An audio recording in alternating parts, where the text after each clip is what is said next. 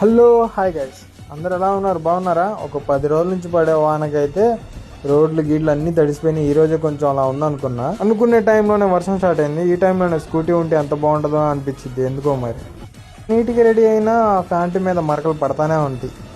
Train coat వేసుకొని flyover మీద జింగ్ జింగ్ అని వెళ్ళిపోతున్నాను అనమాట. అసలు ఈ ఫ్లైఓవర్ మీద టర్నింగ్లు కళ్ళు ఇలా తిరుగుతున్నాయి అనమాట. తిరుగుతుంటే మా వెంకటపాలెం టోల్గేట్ ఆల్మోస్ట్ రెడీ అయిపోయింది. ఇంకా అలా ఫ్లైఓవర్ మీద వెళ్తుంటే ఆ గుడి కనపడింది అనమాట. ఆ గుడి వచ్చేసరికి వెంకటేశ్వర స్వామి టెంపుల్. అది కృష్ణానది అయితే ఫుల్గా నిండిపోయింది అనమాట. ఇంకా నీళ్ళు వస్తాయని చెప్తున్నారు, ఎప్పుడు వస్తాయో తెలియదు.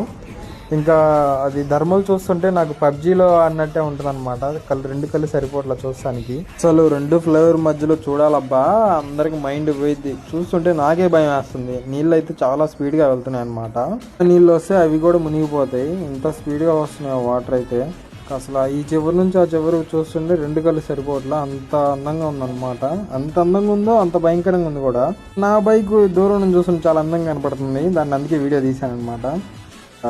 కడగాదు రోజు ధర్మల్ని చూసుకుంటా వెళ్తున్నా. కొండల మీద అయితే మేఘాలు మామూలుగా లేవు అనమాట. ధర్మల్ పొగ అనుకుంటా అదంతా.